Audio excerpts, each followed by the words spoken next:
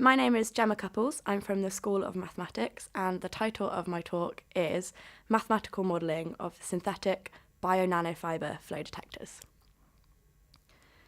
Suppose you're a doctor in a remote African village, or a medic on the battlefield, and you have a big problem. People are becoming very sick, and you need a diagnosis quickly. So what do?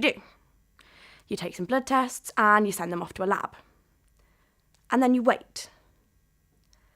But in that time, the disease has spread, more people than necessary have died, and you're still no closer to treating people. Can you imagine the lives you could potentially save and improve if you had a device that immediately gave you those results? I may just be the mathematician, but my job is to make this a reality. My job is to help these doctors save lives. We instead take your samples and put biological fibres into them, then force these fibres to line up by accelerating the fluid through a small pipe. Now, the fibres we use have a special property. They have antibodies attached to their surface.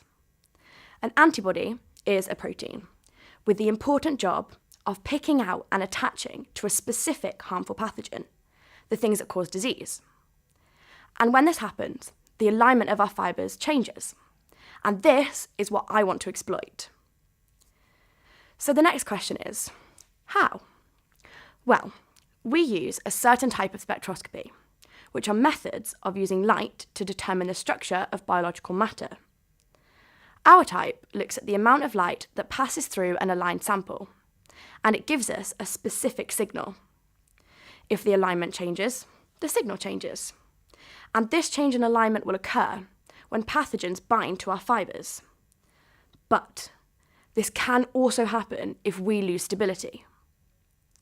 So instability, in extreme cases, is turbulence. I'm sure everyone who's been on a plane will probably know what I mean. It's the chaotic movement of air that causes the plane to shake about. And this is due to fast-moving air moving past much slower-moving air. And the concept is exactly the same in our fluids.